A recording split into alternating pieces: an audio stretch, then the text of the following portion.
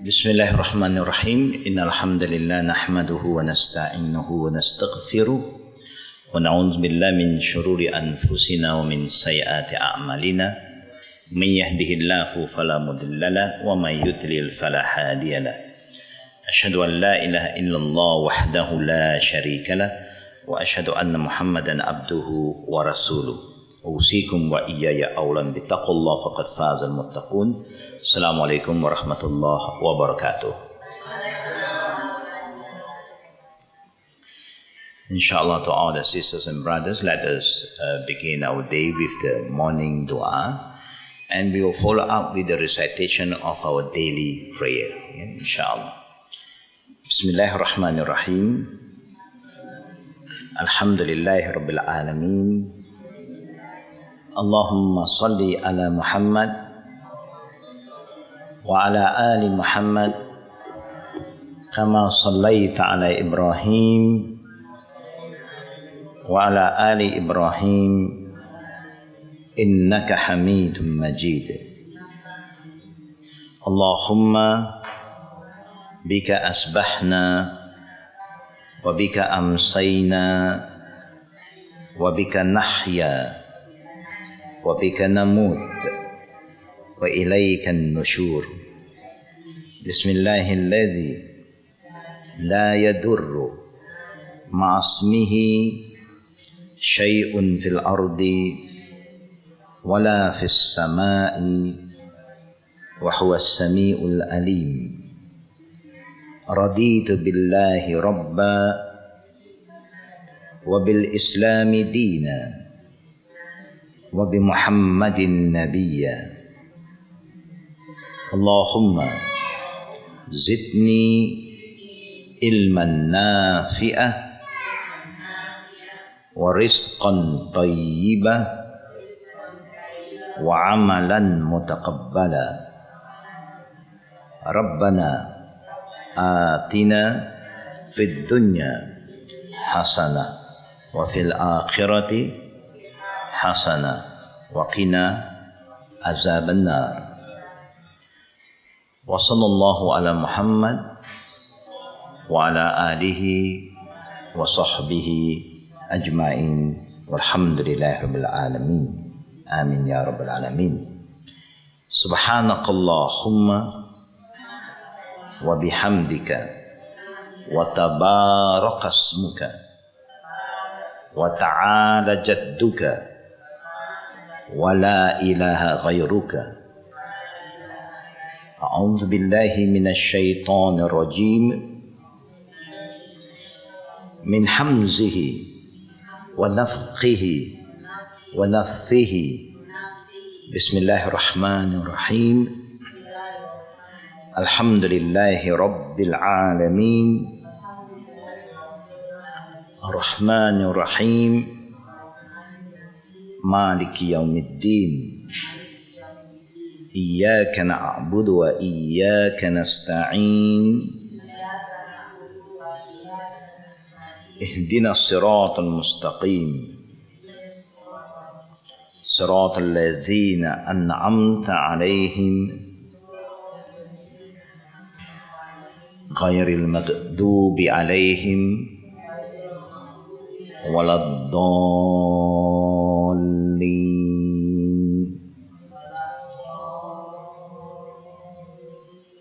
Amin. Bismillahirrahmanirrahim. Inna a'tainakal kautsar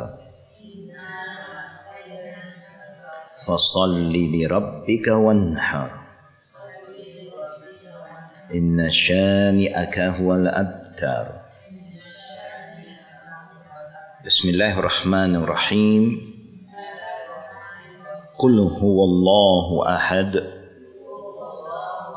Allahus samad. Lam yalid wa lam yulad wa lam yakul lahu kufuwan ahad. Allahu akbar. Subhana rabbiyal azim. Subhana rabbiyal azim. Subhana rabbiyal azim. سمع الله لمن حمده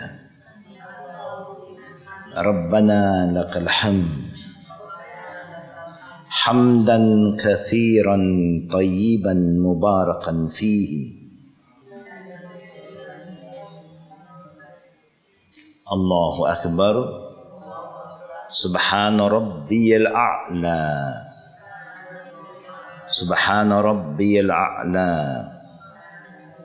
سبحان ربي الأعلى الله أكبر اللهم اغفر لي وارحمني واهدني وعافيني وارزقني الله أكبر سبحان ربي الأعلى سبحان ربي الأعلى سبحان ربي الأعلى الله أكبر التحية لله والصلوات والطيبات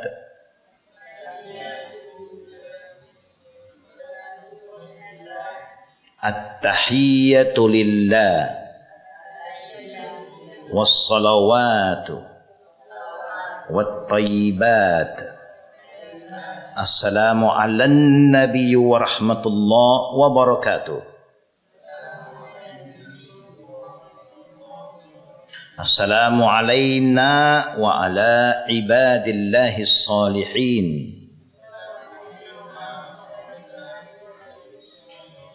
أشهد أن لا إله إلا الله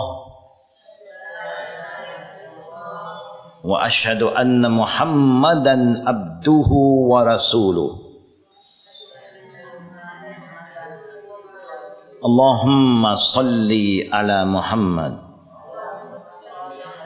وعلى آل محمد كما صليت على إبراهيم وعلى آل إبراهيم إنك حميد مجيد اللهم بارك على محمد وعلى آل محمد كما باركت على إبراهيم وعلى آل إبراهيم إنك حميد مجيد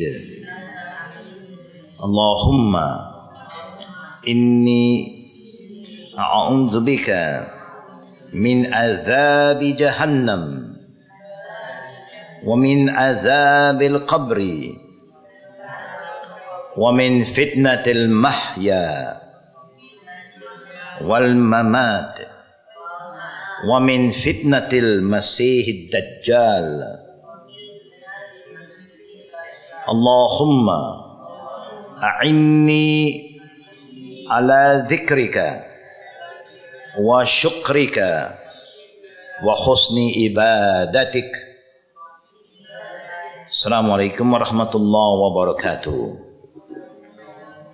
السلام عليكم ورحمة الله Alhamdulillah. Now let us humbly perform another prayer for one of the brother who just passed away last night in Mecca while performing Umrah. May Allah accept his Umrah and also forgive all his sins. This is a special prayer for brother Jeremy Little who passed away last night in Mecca. We also received some other messages earlier from other friend. There was a young man also passed away while performing his prayer. He was making his last sujood, and then there's the end. He didn't stand up anymore. So when people were standing up, he's the only person still making sujood. Then the police came and found that he died while making his last prostration. There is a good sign, a good ending. We hope Allah also will make us all have a good ending, inshallah. Ameen. Let us make a small prayer for Jeremy Little. Bismillahirrahmanirrahim. Alhamdulillahi Rabbil Alameen. Allahumma salli ala Muhammad wa ala ali Muhammad kama sallaita ala Ibrahim wa ala ali Ibrahim innaka Hamidun Majid. Allahumma ighfir lahu warhamhu wa'afihi wa'fu anhu wa akrim nuzulahu wa wasi' mudkhalahu waghsilhu bil ma'i wal thalji wal baradi wa naqqihi minal khataya kama as-thawba al-abyad minad danas. Allahumma abdilhu daran khairan min darihi wa ahlan khairan min ahlihi wa zawjan khairan min zawjihi. Allahumma adkhilhu jannatak wa a'izhu min azabil qabri wa azabin nar. Allahumma ighfir li hayyina wa mayyitina wa syahidina wa ghaibina wa saghirina wa kabirina wa dhakarina wa unthana. Allahumma man ahyaitahu minna fa ahyihi alal Islam wa man tawaffaitahu minna fatawaffahu alal iman. Allahumma la tahrimna ajrahu wa la tudillana ba'dahu. Allahumma ij'al umratahu umratan ma'bulan wa zamban maghfira wa tijaratan lan tabur. Rabbana atina fid dunya hasanah wa fil akhirati hasanah wa qina azaban nar. Wa sallallahu ala Muhammad wa ala alihi wa sahbihi ajma'in walhamdulillahi rabbil alamin. Amin ya rabbil alamin. Assalamualaikum warahmatullahi wabarakatuh.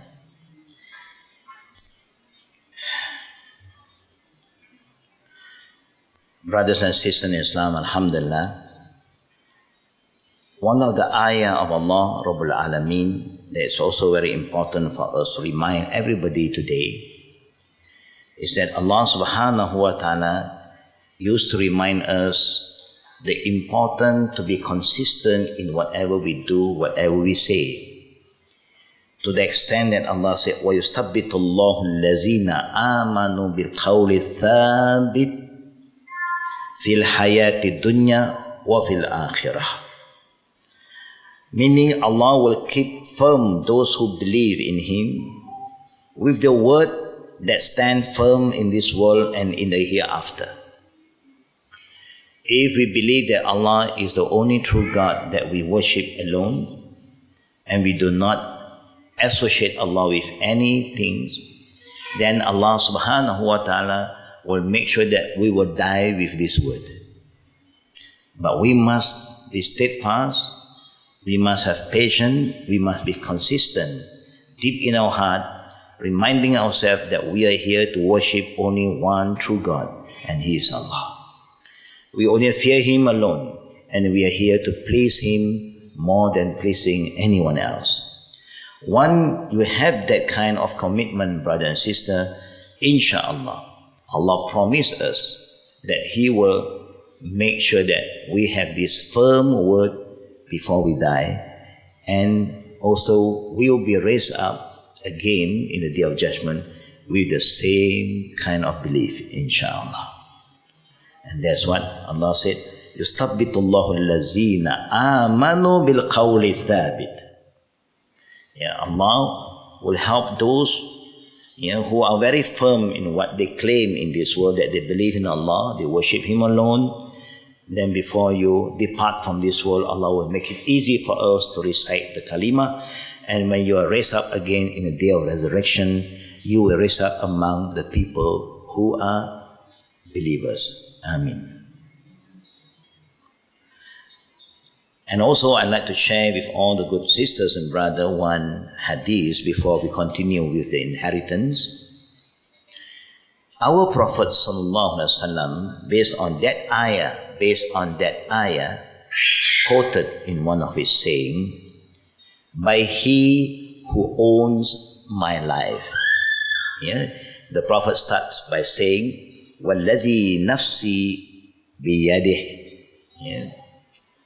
Meaning, the Prophet is swearing with the name of Allah, by He, Allah, who owns my life. Allah is our creator and we belong to Him. He is the owner, Malik. He is the owner of every one of us.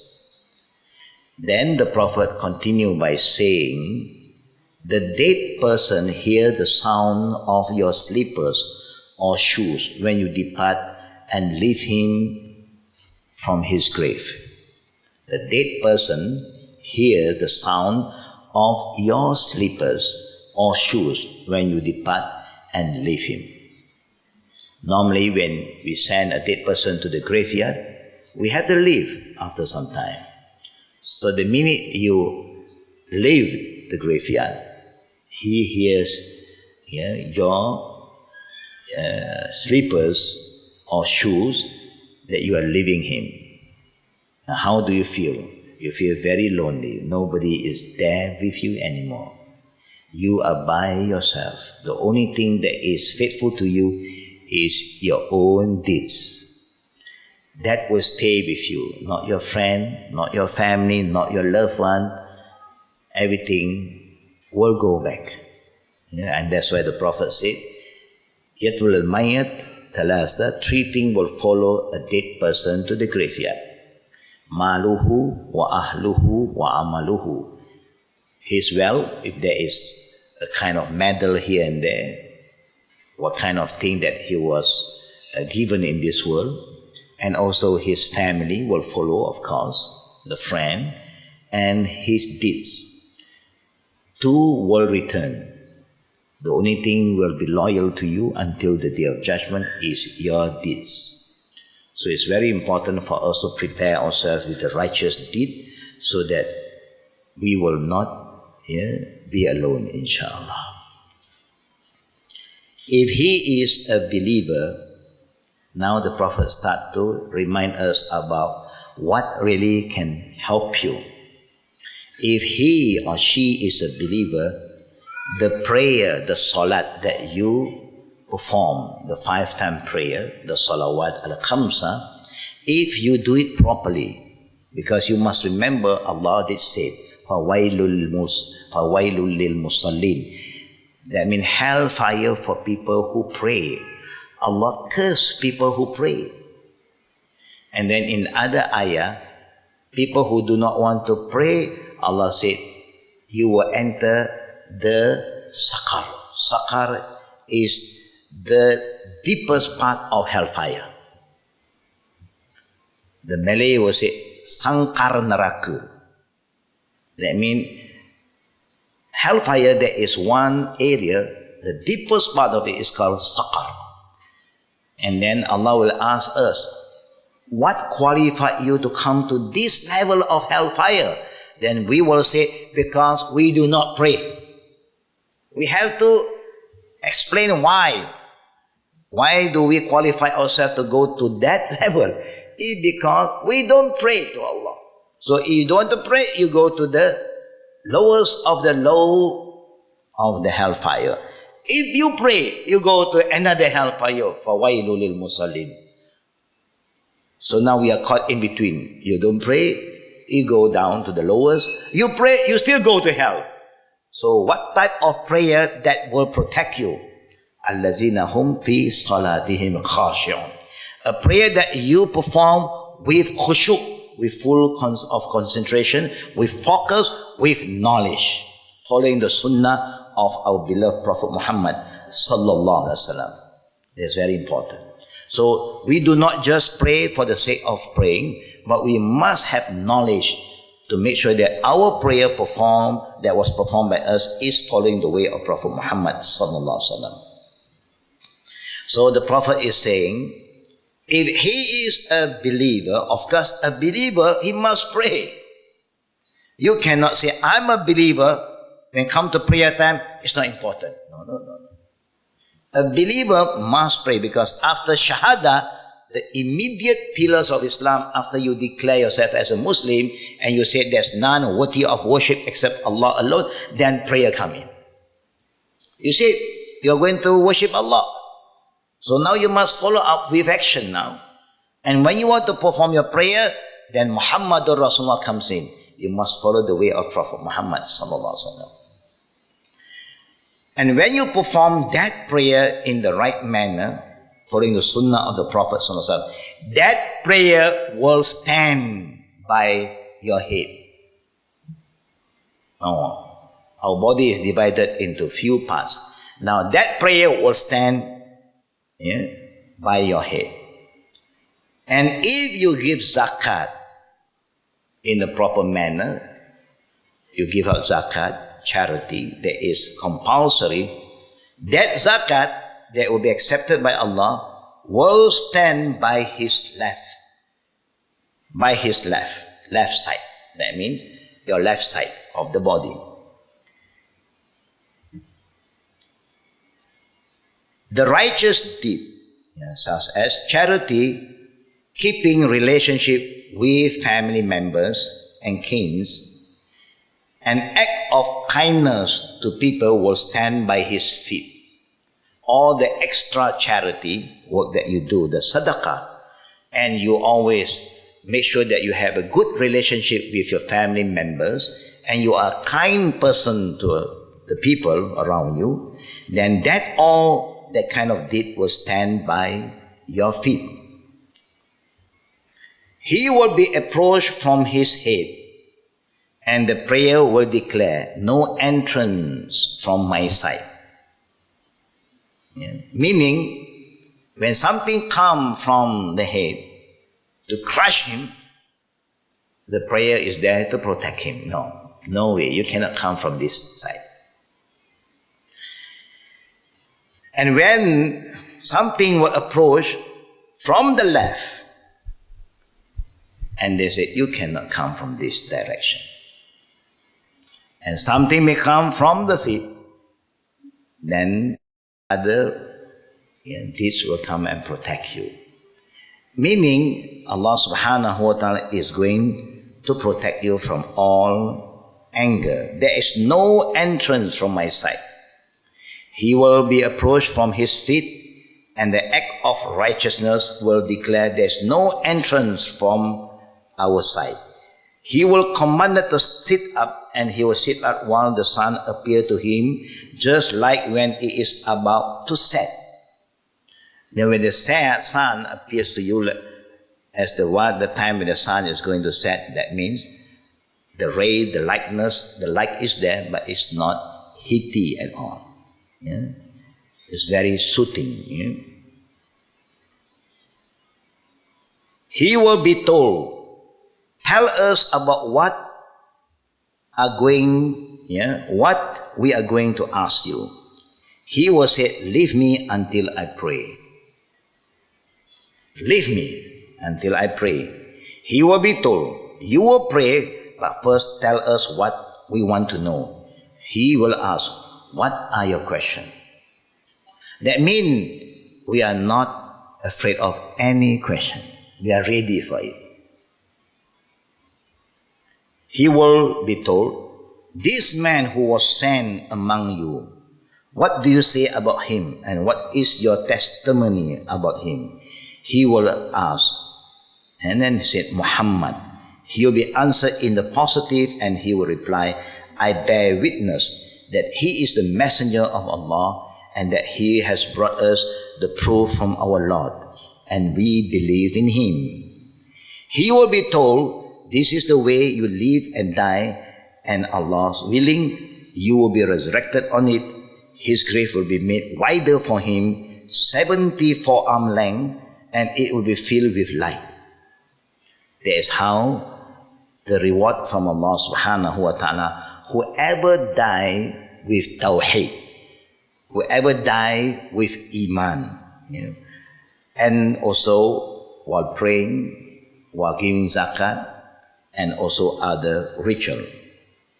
A door will also be opened for him to paradise, and he will be told, look at what Allah has prepared for you in paradise, all the delight.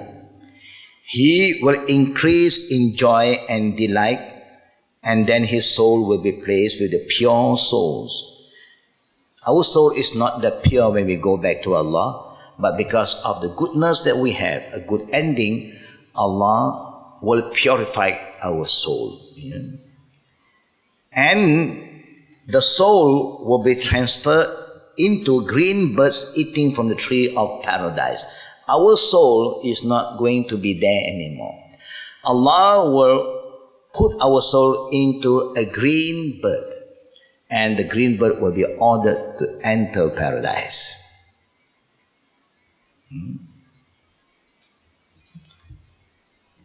The body will be returned to its origin, dust to dust. Not the soul. The soul has to go back to where the soul belonged to.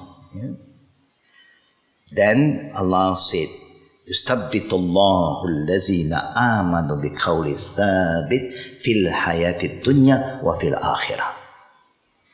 This is the reward from Allah to those who are steadfast, who are very sincere in what they claim, that they believe in Allah, they worship Allah, they submit to Allah, and Allah subhanahu wa ta'ala reward them with all the blessing, since when he go down to the grave until the day of judgment.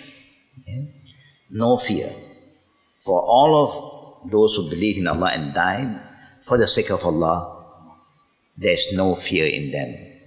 And Allah did say in the ayah and other ayah that glad tidings from Allah to those who die with Iman. Those who die with Iman, there's nothing for them to worry. La taqaf wa la tahzanu. Fear nothing and don't be worried. Just be happy. But make sure you are prepared for it. Some question before we continue? Assalamu alaikum. There is other hadiths. I didn't quote the other hadiths yet. The other hadiths will come from the right. That means the Prophet ﷺ said, the sawm, your fasting, will come to your right side. So every part, this hadith did not cover the right. But there is other hadiths that the Prophet said, sawm will come, Hajj will come, and protect all of us from all angles. That means our whole body will be shielded from all the bad thing that is going to approach a dead person. Alhamdulillah. Yeah, all of you are aware about the left, but we forget to inform you about the right. But the right side also, there are other deeds that come down. And that's why you must protect your deen. You must try your best to follow what Allah wants you to do, your level best, and you leave the rest to Allah. When you have done your best, wa husni ibadatik, then the rest you leave it to Allah Rabbul Alameen. Now let us come back to our book, Inheritance. Now again, we always remind ourselves, nothing that really benefit you in your inheritance more than righteous children.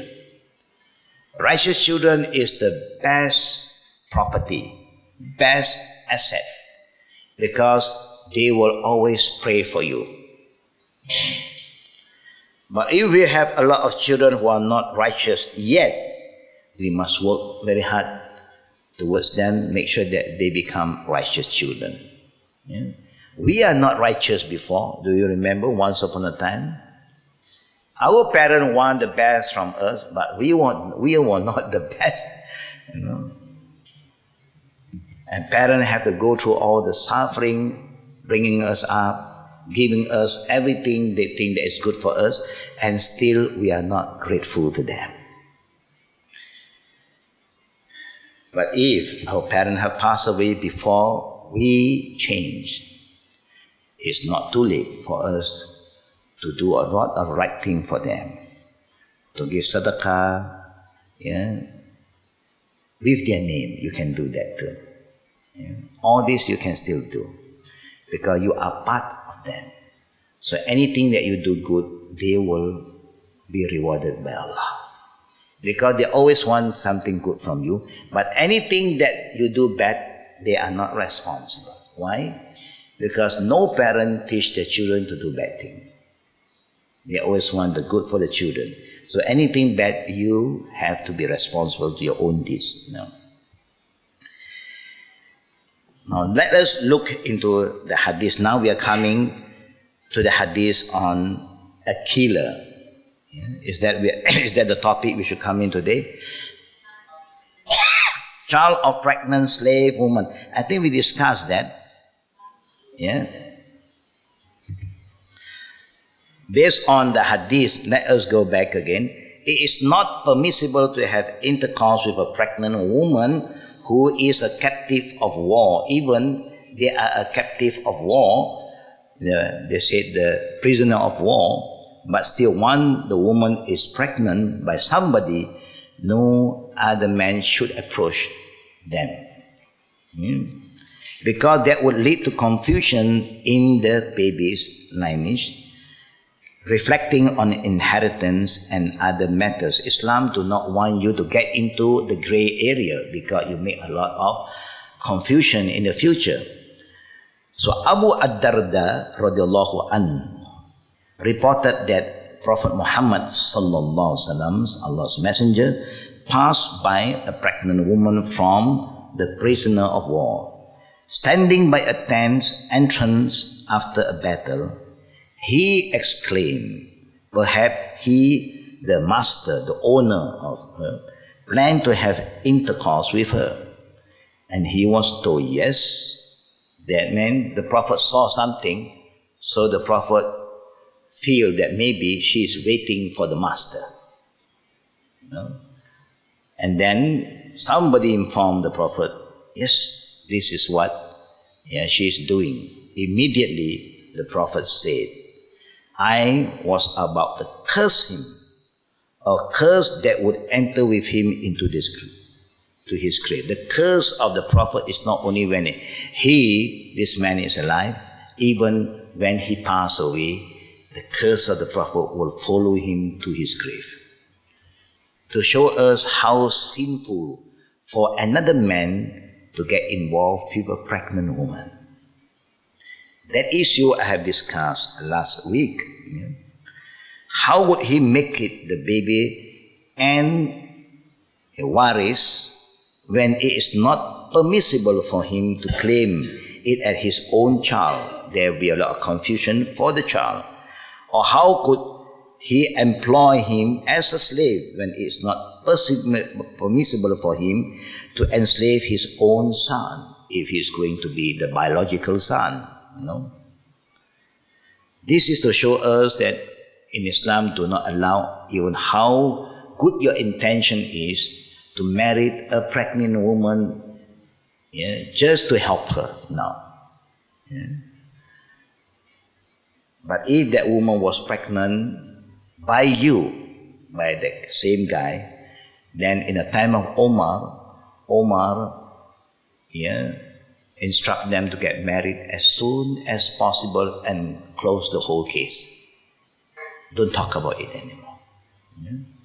Because we know that in the time of Omar, the Islamic Empire has spread so far to Persia, to Rome, A lot of people have entered Islam, and a lot of new Muslims, and they have their own lifestyle before, so a lot of things was done earlier, where later on when they become Muslim, they have to rectify it. And there's a time the Prophet Omar said, get married. Yeah? But the same man who caused that woman to get pregnant, not the other man, not the Pak Sanggup. Now come back to the killer. A killer may not inherit anything from the one whom he killed, whether the killing was voluntary or not. To the extent if you say mercy killing. Now you have the new modern way of killing the sick people, they call mercy killing. Now we cannot do that. If you do that, you are considered a killer and you have the right to inherit.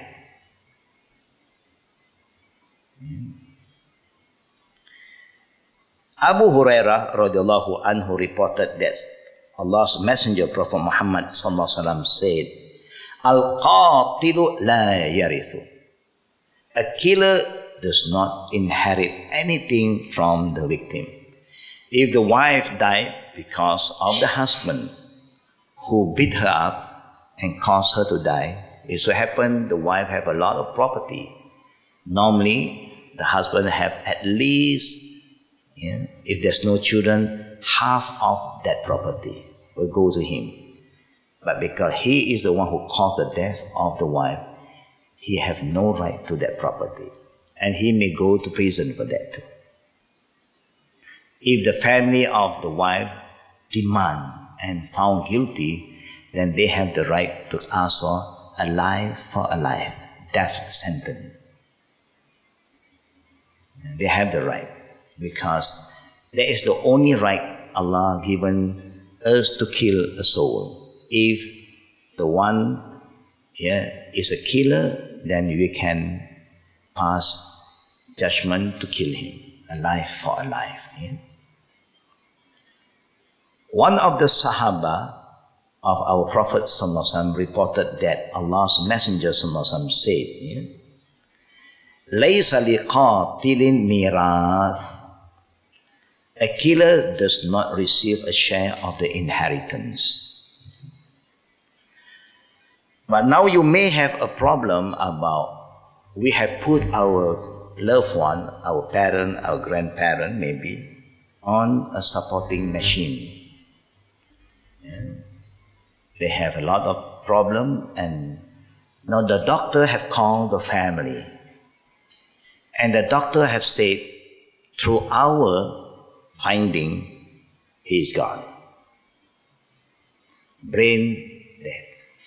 He is gone. The only thing that you feel that he is still living because of the machine.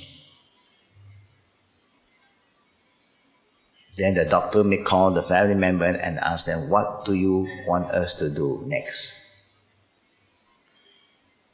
Now, if the doctor have come to that conclusion, and all the family members agreed that it's better for you to take off the machine.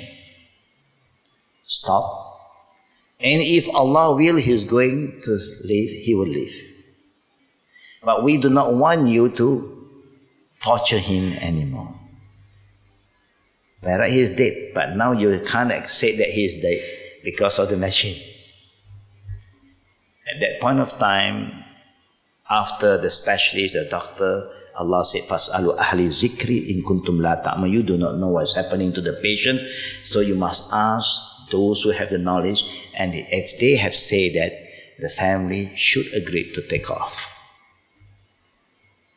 You're not a killer for that. A killer means a person who's still alive, you kill him. Purposely you kill him, or maybe you don't do it purposely, but who knows? No one knows about our intention. No one knows. So the court will not judge what is in your heart. He will judge based on the evidence. That's why there's a lot of issue when somebody dies outside, an accident, Maybe you have hired somebody to knock him down. We do not know. He fall from the stairs, you push him down. Who knows? There's so many issues. But when you die in a hospital, it's easier. Yeah? Then also, who knows? Somebody put injection there. So if you have doubts, you can bring this case up to the authority. Abdullah bin Amr radhiyallahu anhuma also reported that Allah's Messenger Muhammad sallallahu alaihi wasallam said, the meaning of the saying, a killer does not receive any part of the inheritance.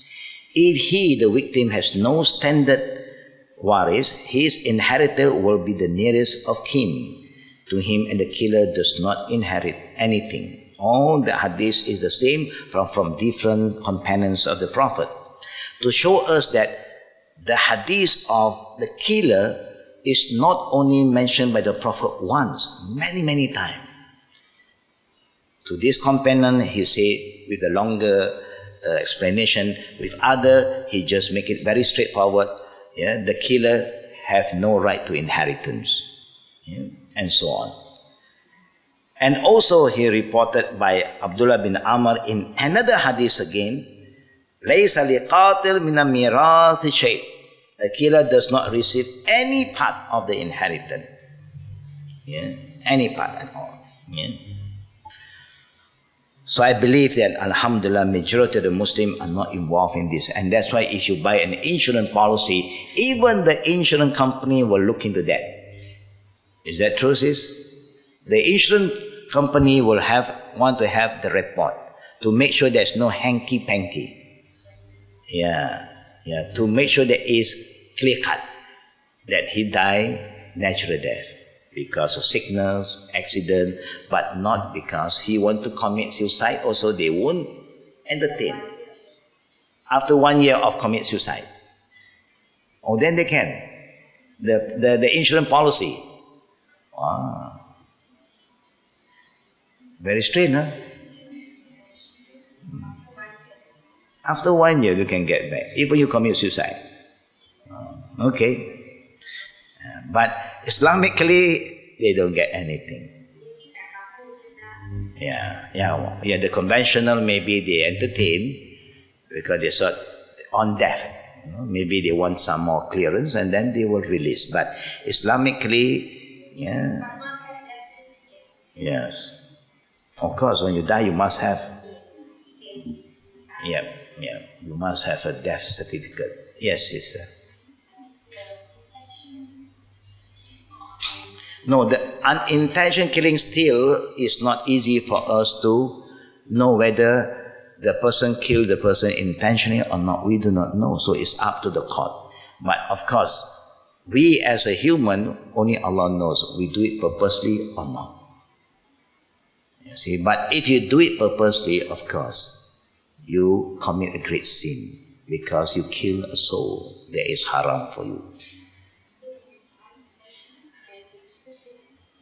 Can the killer?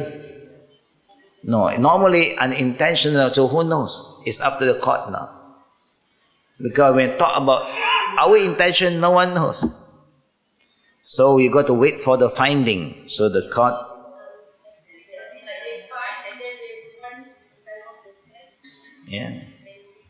If the court said, no, they found it's accident, alhamdulillah.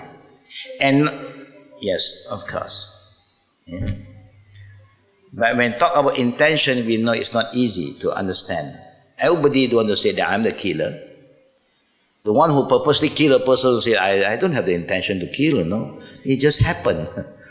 So don't blame me.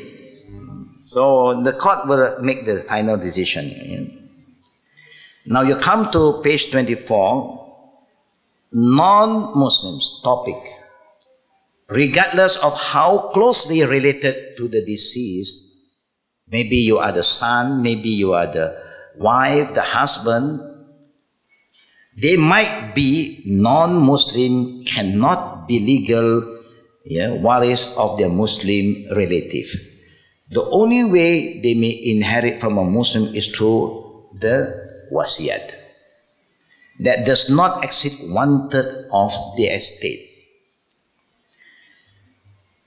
Usama, Jabir, and Ibn Amir radiallahu anhum, 3 companions of the Prophet sallallahu alaihi wasallam, reported that Allah's Messenger, Prophet Muhammad sallallahu alaihi wasallam, said, the meaning of the saying, the Prophet, the followers of 2 different religions may not inherit from each other. And Usama reported by himself in another saying that Prophet Muhammad sallallahu alaihi wasallam said again, a non-believer cannot inherit from a Muslim, nor a Muslim from a non-believer. Yeah. So this is part of the Islamic ruling. It applies for both parties. It's not just one way, both parties. There is a lot of wisdom that the Prophet come up with this statement to make sure that our belief is not going to be compromised with anything. No, your family members say, no, you are not one of us anymore because you are Muslim. But if you want, okay, you come back to us. They may put that condition. Or the court may even put that condition. You want your right, you must renounce the faith. So maybe because of dunya, okay, I'm Buddhist now. You can't do that. You must make it very clear, no. But if you were given by your sibling, or the court call you in, because you are the only child left, but you are not a Muslim, but you are the only child, and the court honor that right to you, and call you to claim your right, and nobody challenge you, you have the right to receive. The only thing you have no right to demand. You have no right to challenge it. You have no right. Both sides the same. Yeah? If so happen that we become Muslim, our father are rich men. They love us. They even put our name, yeah, that this part of the property to him. But if any of your siblings challenge you, no. Or your mom said no, because your mom also is a very hard lady, said no. You want, you come back to us. So you cannot fight for that. Fatima radiallahu anha, the daughter of the Prophet, did want to ask for her right to inherit certain things from Prophet Muhammad sallallahu alaihi wasallam, the father, because the father passed away before her. Yeah, our Prophet sallallahu alaihi wasallam passed away before Fatima. And then Abu Bakr make it very clear that the Prophet has said, that the children of the Prophet do not have the right to inherit anything from the Prophet. So Fatima accept that ruling. Fatima, all the believers before, they don't challenge the rule that the Prophet make it very clear. Then they say, I will bring this to the court. I want to fight for my right because the Quran said, that the children have right. But when the Prophet said, for his family, they have no right. So they have to honor and respect the verdict from Prophet Muhammad sallallahu alaihi wasallam. The same go to us when we have money and our parents are poor parents. You can give them whatever you want to give them when you are still alive. That is your responsibility. You even can leave some wasiyat, but not more than 1/3. You can do that. But if you don't do that, if something happened to you, do they have right? They don't have the right to claim. It's up to your children. If your children want to give, they can give. It's theirs to give. It's not yours. It's their right and they can give. So that's why they say in life it's very important to have good relationship with family members. So there's no hanky-panky, anger involved, everybody will start to give and take. Oh, this is my sister, so give to her. So it's good. Yeah? It's not bad. Yeah? But just be good. But don't be good only when you are coming to the end. When you know somebody is dying, then only you pay the visit to your family member, talk good about your sibling. No, you must be sincere in whatever you do, brother and sister, because we want to have a good ending, and we want to prove to our family members who are not yet Muslim, we are not the slave of gold and silver. We are the servant of Allah. I'm not here because of money. No. I'm here because we are still siblings. This is my mother, this is my father. Even they pass away, they are not yet Muslim. I have the right to be there to show the last respect. And that's why the Prophet was allowed by Allah to even visit the graveyard of the family who died as a disbeliever. So if a person asks you, can we go for Qingbing for the not yet Muslim, Chinese especially, Islamically, yes. But no ritual, no prayer.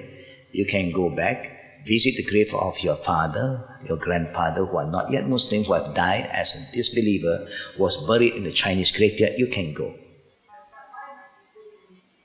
Then don't go if you don't like to go in the Qingbing, because Qingbing is a time where most of the family members are together and they want to go together. Maybe you don't even remember where is the graveyard sometimes, because we hardly go to their graveyard.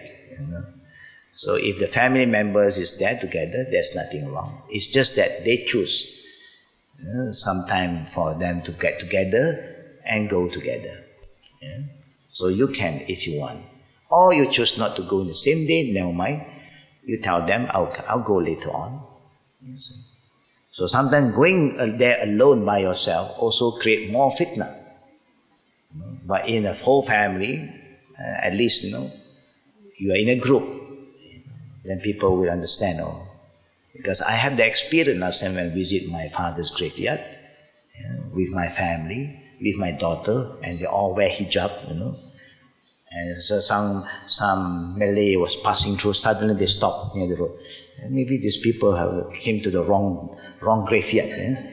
And they say, why suddenly the Muslim come to the Chinese graveyard? But Islamically, the Prophet allowed. The Prophet himself visited the graveyard of his family, and his companion also went to visit the graveyard of their family. So while this thing was happening, while they are passing through the place where the Prophet was standing, they whisper among themselves, and Allah let the Prophet hear their whisper. That they are talking among themselves, oh, how lucky, how blessed the family of the Prophet, as if the Prophet can pray for them, the Prophet can give them intercession, shafa'ah. So the Prophet called them. He said, the nasib of my parent and your parent are the same. I have the intention to pray for them, but Allah forbid me. And Allah allowed me to visit their grave.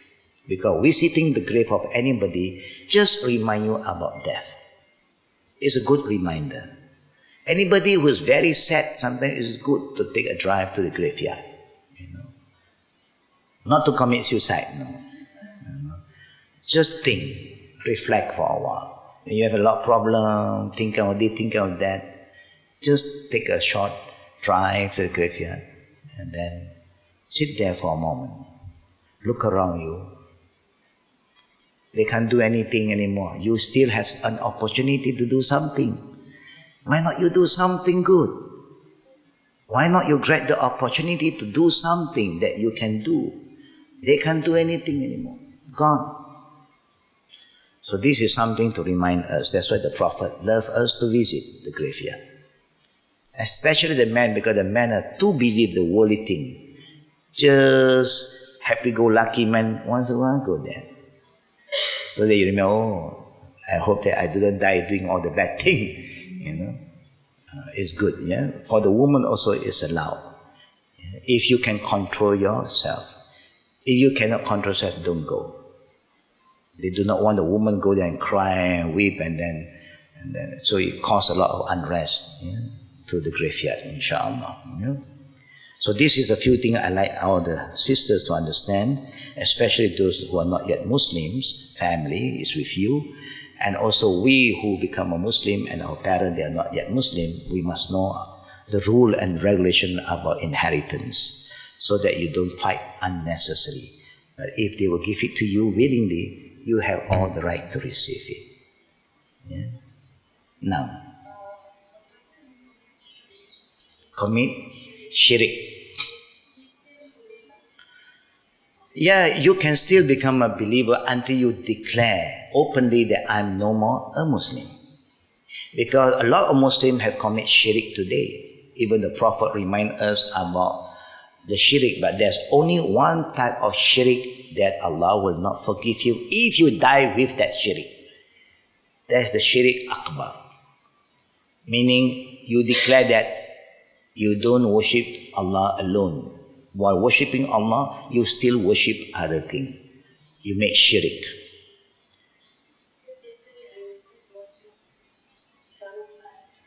Yeah.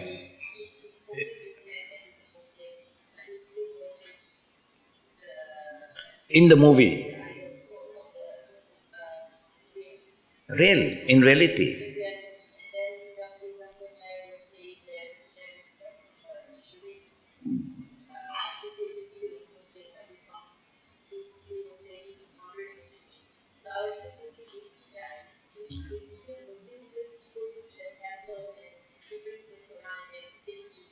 Oh. Maybe if you ask me about if that's what he claimed, that means he's very confused. Maybe he do not really know what he's doing. He thought that, because the wife is the wife a Muslim? No, that is where the confusion starts. He may love the wife dearly, and the wife is not a believer, or she believes in her own belief, And now he believes that he is still a Muslim, but in the same time he's doing all these things because when you claim that you're Muslim, you cannot, because that's why there is a la before Allah. You cannot be a Muslim by just saying, I believe in Allah. Cannot. Everybody said they believe in Allah. You only can be a Muslim with the word la. This la is called la nafiya. You must deny la ilaha illallah. By saying Allah, Allah, Allah do not qualify you to be a Muslim. You only can be a Muslim, first you must deny the other deities, the other belief, and then isbat, and then you confirm that only Allah now you believe in. Then only your shahada is accepted.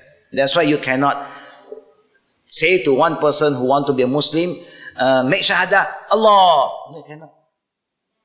You must say, La ilaha illallah. So if you have a cross here, you have all the other idols, you must take it out first. And say, no more. Now, illallah is but Allah. Then your shahada is considered valid. Now we do not know about him, whether he is aware of that or not. Or he was just trying to please everybody. He thought that all religion is the same. You have Muslim even today. They may not do all this like what this actor is doing, but they also have the kind of belief that all religion is the same. Yes, we can agree upon all the religion of all the prophet is the same. Yeah, is the same. Is the religion of one God.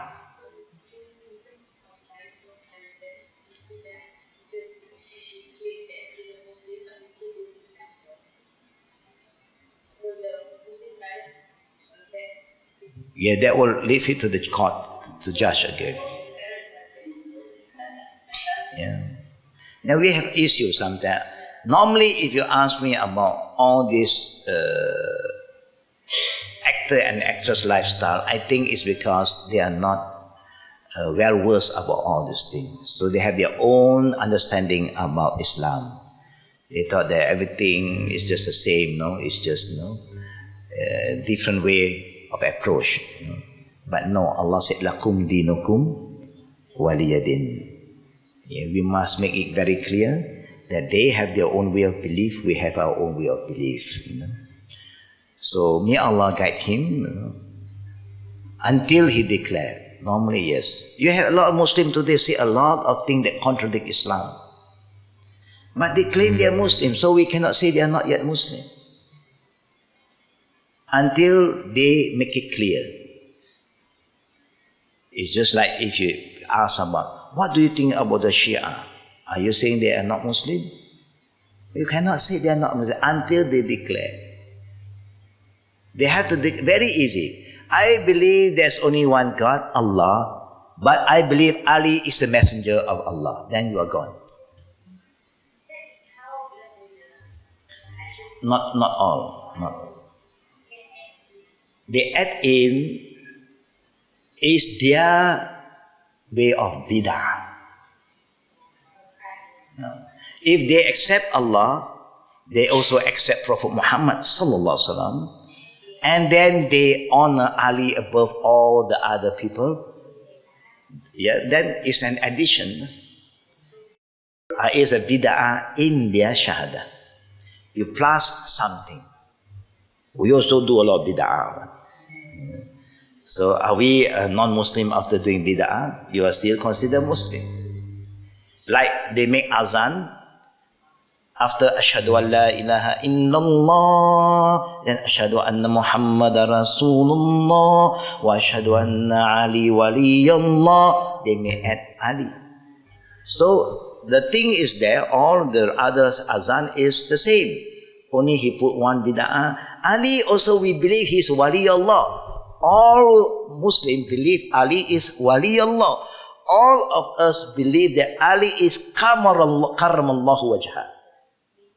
Meaning a person whose face have been blessed by Allah, karramallahu wajha, because Ali never worshipped any idols since small. Abu Bakr have worshipped other idols before, then he became a Muslim.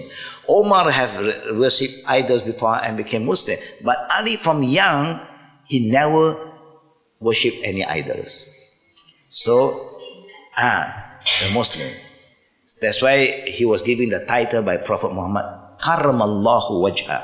Means the man whose face is been blessed by Allah. And then Ali Waliyullah. Another title was given to Ali. Yeah. Ali Waliyullah. Yeah. Means Ali the helper of Allah. Yeah. Wali is like the helper. Yeah. So we also say this to Ali. There's nothing wrong at all. But the bid'ah is they put it into the azan and qamat and shahada. That is the bid'ah that they have made. As long as they claim Allah and the Prophet. Yeah. But you may come across one extreme Shia who believe in Allah and in the same time they believe Ali is the Prophet, not Muhammad. He said, Angel Gabriel make a mistake.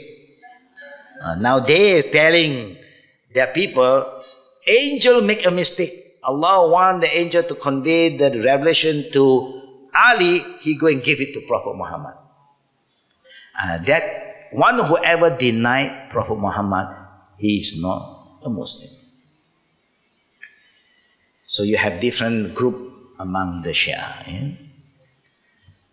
So may Allah guide us all to make us a good Muslim, inshallah. Any question? Now we open for Q&A. Fatafadda.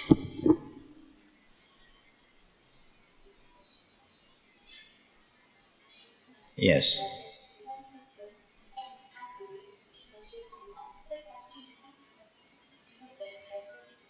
Yeah. Whoever die saying La ilaha illallah. Even Muhammad is not important when you're going to die. Just La ilaha illallah. Yeah. Tak boleh. Not sure. Not clear. Because the hadith make it very clear. Man akhir kalamihi biqawli la ilaha illallah. It must be full. You don't have to even say Ashhadu Allah. Just say La ilaha illallah. That's why if any of our close friends who are not yet Muslim is very sickly, you visit them, call them to make Shahada. Nothing is too late. If they say, and after a few days they pass away, you have no right to claim the body because there's no black and white. Maybe there's no witnesses for them, for you to say that they say in front of 2 or 10 witnesses. Maybe there's no witnesses because normally when they are in that kind of situation, I don't think if there's a witness, it's difficult. Remember what happened to Ali bin Abu Talib, the uncle of the Prophet.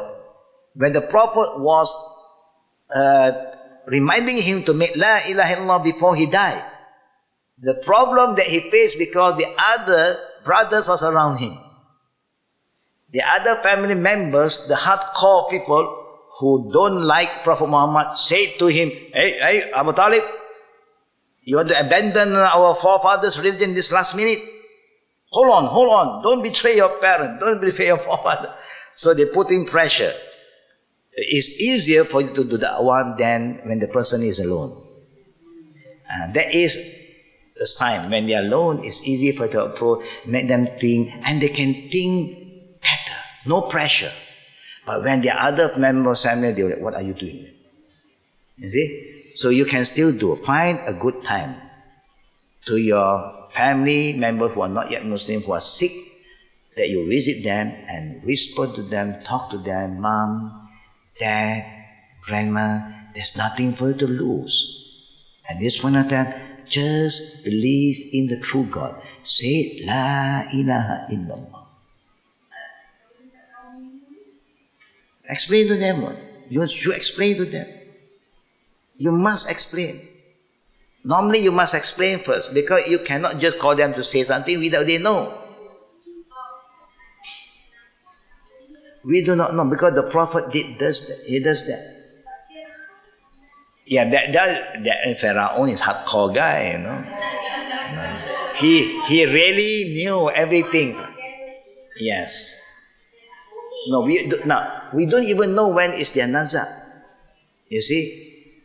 Sometimes when we are talking to them, they are still okay after they say the kalima. Maybe 3 days after that, they die. You do not know when is the nazar.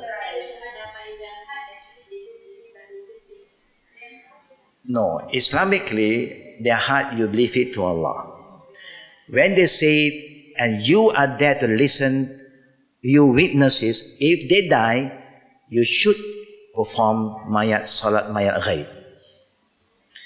If you do not know what to do, you come to us, we will gather a group of people here, we make salatul mayat ghaib. Because we cannot pray their funeral for them over there. They say, no, where? What proof do you have that he is a Muslim? So, but you can do that. It happened to my mother.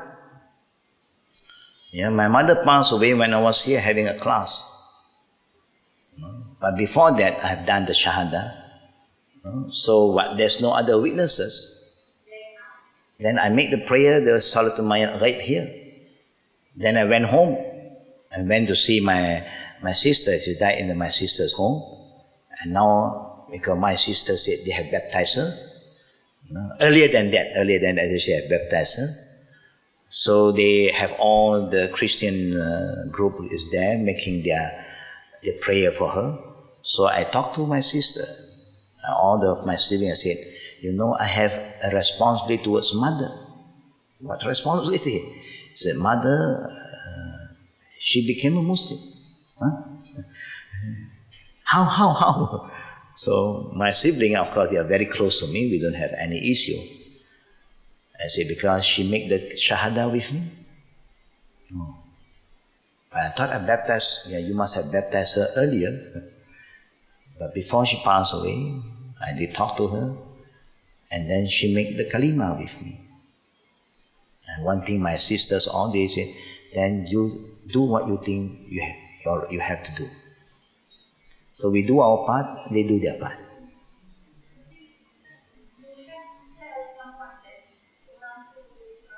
Yes.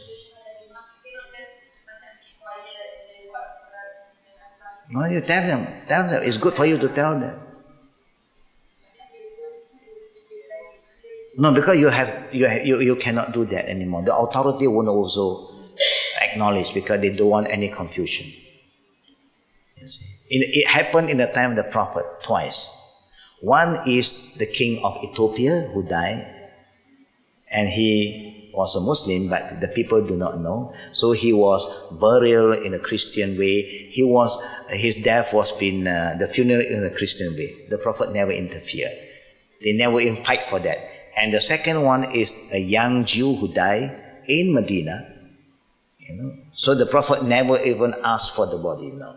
The Prophet just get this companion to come one side and let us perform prayer without the funeral in front of them. Itu yang dikatakan salat mayat ghaib.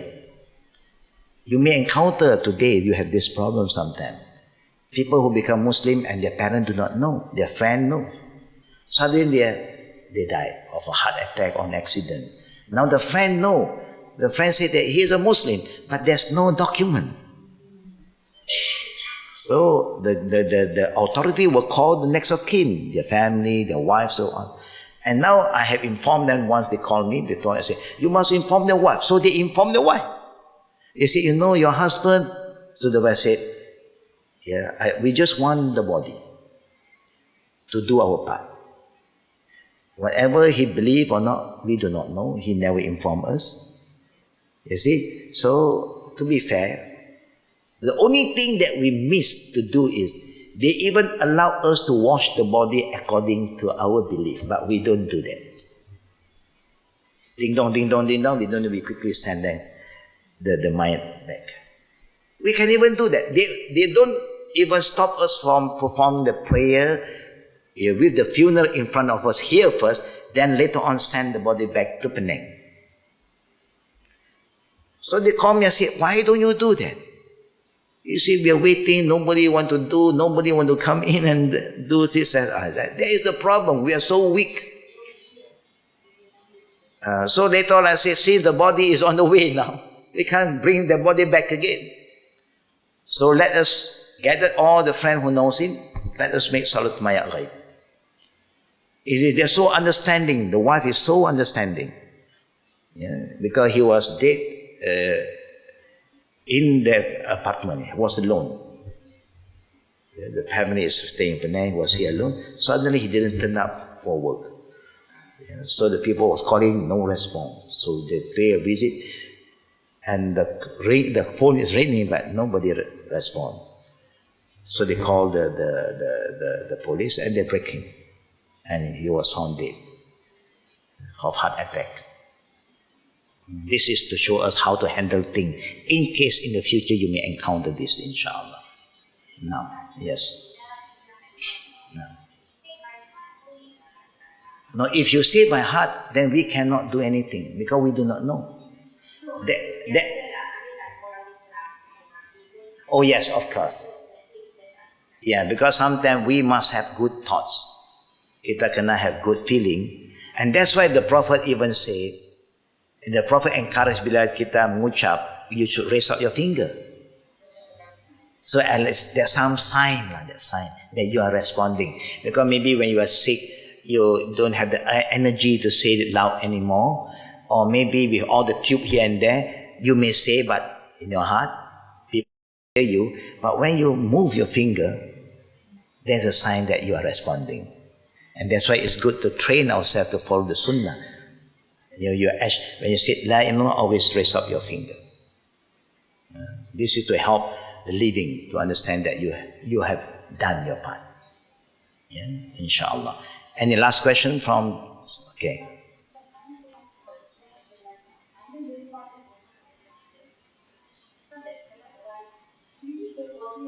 No.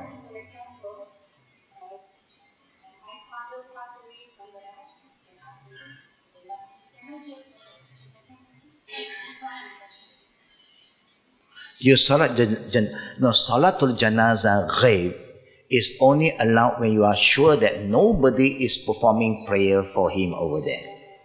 Like the brother who just passed away, Jeremy. You know he died in Makkah. You are sure that 100,000 of people will pray for his soul. So there's no Salatul Mayat Ghaib, because the Prophet never do Salatul Mayat Ghaib to any of the companion who died somewhere else when there are somebody performing prayer for them. He just make dua mayat, not Salatul Mayat. No. Unless he is sure that nobody performed the prayer for him, then he will do the Salatul Mayat Ghaib. Yeah? Understand, inshallah. Yeah? The rest, katalah, if you miss, example, the last thing that the Prophet do allow, you miss the prayer, the funeral prayer, then you manage to visit the grave. You can still perform the funeral prayer on the grave. Yeah, in a month time, you can do that. Yes, you go to the graveyard where his body was buried. If male, you stand near the head, the female in the middle, facing Qibla, you can make Salatul Mayat. It's not ghaib. Yes. Yeah, the Prophet do that.